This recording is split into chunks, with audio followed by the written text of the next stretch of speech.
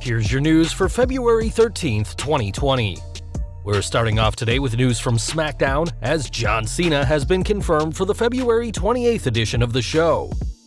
With the WWE being on the road to WrestleMania, many fans are expecting the 16-time world champion to make an announcement regarding the event, and Cena took to Twitter to thank WWE for allowing him on the show. Cena also said he wanted to show appreciation for being able to promote the new Invisible Man movie, which Cena doesn't appear in, but it would make sense if he was in the upcoming horror film, as fans haven't been able to see him for quite some time. Fans will remember that at last year's WrestleMania, Cena didn't have a match, but he did return as the Doctor of Thuganomics, laying a verbal smackdown in the ring on Elias. It's been over a year since Cena's last WWE match, so perhaps Big Match John will address this when he appears on SmackDown in 2 weeks. From WWE to UFC now, and earlier this week, UFC light heavyweight champion Jon Jones said it was, quote, inevitable that he'd end up in Vince McMahon's company. The current WWE roster certainly had plenty to say about Jones, and Roman Reigns gave a pretty diplomatic answer, saying, "I think he's great. Great athlete, great mixed martial artist. I'm all for bringing big names, but at the end of the day, it's an art form. You gotta know how to work, you gotta put your time in. It takes a lot more than, it's not just a fight. We're fighting for the audience too, we're entertaining, we're pleasing the crowd. So it's just a little bit different of a dance, but we have all the resources to teach high-level athletes what to do." Raw Women's Champion Becky Lynch was also asked by ESPN's Mark Raimondi during the WrestleMania 37 event in Inglewood, California. She said, "Inevitable? That's a pretty big word. Look, I think that people think this is a cakewalk. There's nothing like what we do. It's not as simple as just walking in here. You have to make a name for yourself, and you have to be obsessed with this. You have to love this. This isn't a thing where you have one fight every 6 months. This is a thing where you're fighting 3, 4, sometimes 7 days a week, 52 weeks a year. And for people to sometimes think it's an easy thing they can just stroll into, it kind of irks me. It irks me, it does. Because I love this business. I love it more than anything. If he loves it like I do, well then, come along. I'll show you the ropes. But if he doesn't, if he just wants to make some easy money, this ain't the way to do it." While Jones may consider it a matter of time until he joins the WWE, his actions out of the octagon may limit his chances, as Jones has not only multiple failed drug tests to his name, but was also stripped of his title in 2015 following a hit-and-run that injured a pregnant woman. There's no shortage of MMA stars who have made the jump to WWE, including Ronda Rousey, Matt Riddle, and Shayna Baszler, and time will tell whether Jon Jones's name is added to that list. Although we don't know if Jones will ever join, what we do know is that NXT TakeOver Portland will take place this Sunday, and NXT head Triple H had plenty to say during a recent conference call. When asked about AEW Dynamite beating NXT on Wednesday nights, specifically with the younger demographics, the game spoke about the long process needed to establish NXT on the USA Network, and said he's happy with the Gold brand's trajectory right now with its devoted fanbase. The WWE COO was also asked about the recent decision to drop the term women's from Rhea Ripley's title rather than adding men's to Adam Cole's NXT title. In response, the game said how there was never an edict or decision to remove the term women's from the title, and that this was an example of the internet spreading rumors and going into business for itself. For what it's worth, the title is once again being referred to on screen as the NXT Women's Championship, and Triple H also addressed the Raw debut of two-time former NXT Women's Champion Shayna Baszler, who made an impression on this week's Raw by attacking Raw Women's Champion Becky Lynch. During her attack on the man, Baszler bit the back of Lynch's neck in a surprisingly gruesome attack given WWE's PG ratings, and although he mostly spoke about NXT, the game also commented on the attack by the Queen of Spades. The 14-time world champion joked that he's wearing a collar to avoid a similar fate to the man, but also said that Baszler remains an NXT talent until they make a decision and a deal for her to go somewhere else. Addressing the situation between Matt Riddle and Brock Lesnar at the Royal Rumble, the Cerebral Assassin confirmed that there was a verbal confrontation between the two, but that both the original Bro and the Beast are both adults and are able to handle things themselves. While Riddle and Lesnar are two stars fans have seen plenty of over the years, the game also addressed the signing of WWE's first fourth-generation superstar Simone Johnson, the daughter of The Rock. Pointing out the comparisons between Simone and Charlotte Flair, Triple H denied that nepotism would help the career of either woman, stating that Charlotte has earned everything in her career. It's expected that Charlotte, who won the 2020 Women's Royal Rumble, will appear this weekend at TakeOver Portland, presumably to confront Rhea Ripley, who will be defending her title against Bianca Belair. Similarly, the game said that Simone isn't in WWE just because she's The Rock's daughter, but is treated like everyone else, and claimed that a spot in the company is hers to lose or keep.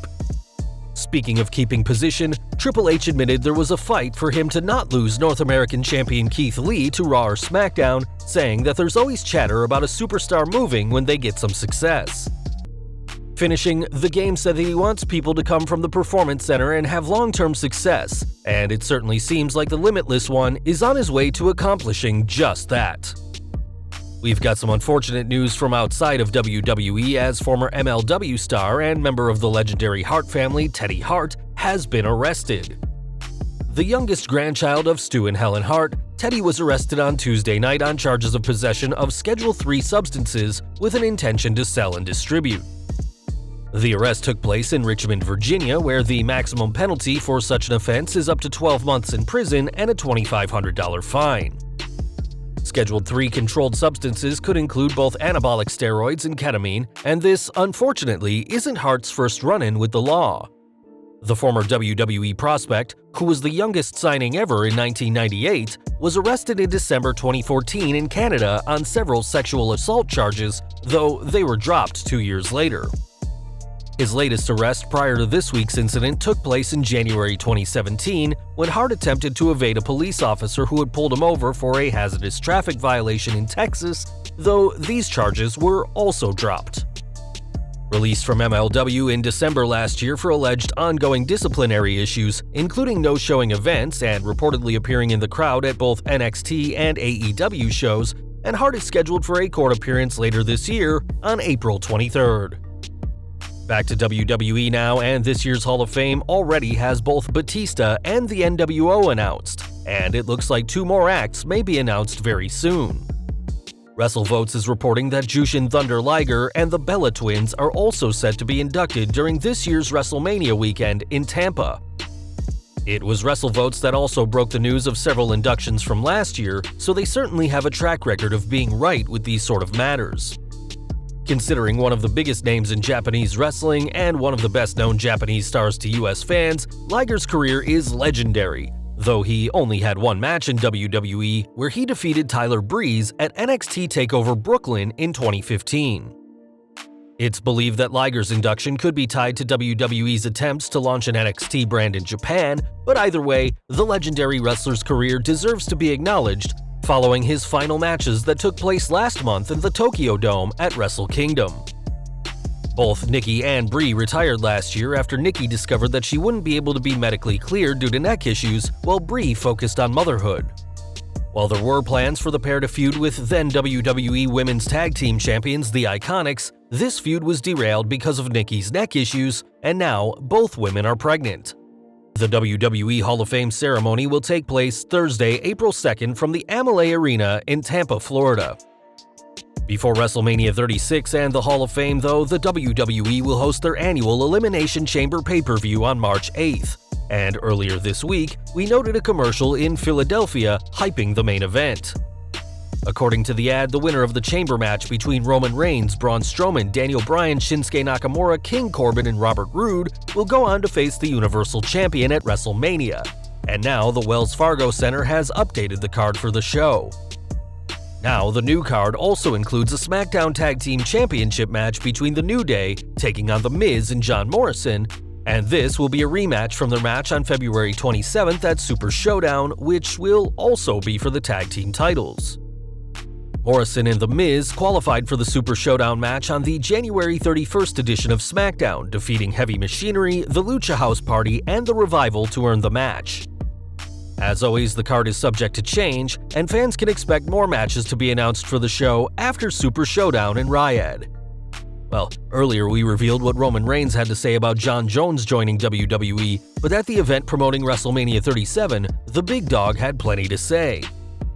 When asked about the upcoming Universal title match between The Fiend and Goldberg at Super Showdown and who he'd prefer to face, Reigns only had eyes on the prize. He said, "I just want my title, to be honest. Nobody took that title from me, I had to relinquish it due to circumstances, so I just prefer my title.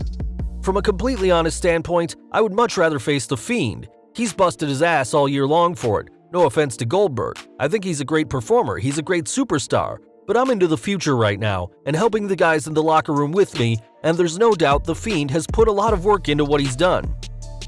From the sounds of it, Reigns would rather see The Fiend hold his title until WrestleMania, as the big dog has plans to regain the title he never lost on the grandest stage of all. One superstar who fans haven't heard a lot from recently is Rusev, as the Bulgarian Brute has been AWOL since decisively losing his feud with Lana and Lashley. The word is that this absence is because creative has nothing for him, he's in a contract dispute with WWE, or both, but the fact is that it's been nearly a month since he was last on TV. It turns out that since his last appearance on the January 20th edition of Raw, Rusev has kept himself busy on TikTok, posting videos from his personal account as the former US champion is seemingly having a happy Rusev day, even though he's not being booked. And finally today, we're ending with news from Cedric Alexander, as according to reports, Vince McMahon has no plans to push the popular cruiserweight. Last year, there was a glimmer of hope that Alexander would be a star on Raw, as he was put into storylines with the likes of Roman Reigns, Drew McIntyre, and then United States champion AJ Styles, but it seems like the window of opportunity has come and gone for the former cruiserweight champion. Shortly after the report broke of WWE not having any plans for him, Alexander tweeted out, "Frustration is an understatement," and pinned the tweet to the top of his profile, ensuring that everyone who visits his page knows how he feels. He's rarely seen on Raw anymore, and even when he is, such as this week, he almost always loses in quick squash matches, and the former WWE superstar ACH said he was going to help Cedric leave WWE during his own controversial departure. It's unknown just how much time is left on Alexander's contract, but given that the former 205 Live star is married to AEW star Big Swole, it may just be a matter of time before the pair unite in the ring outside of Vince McMahon's promotion.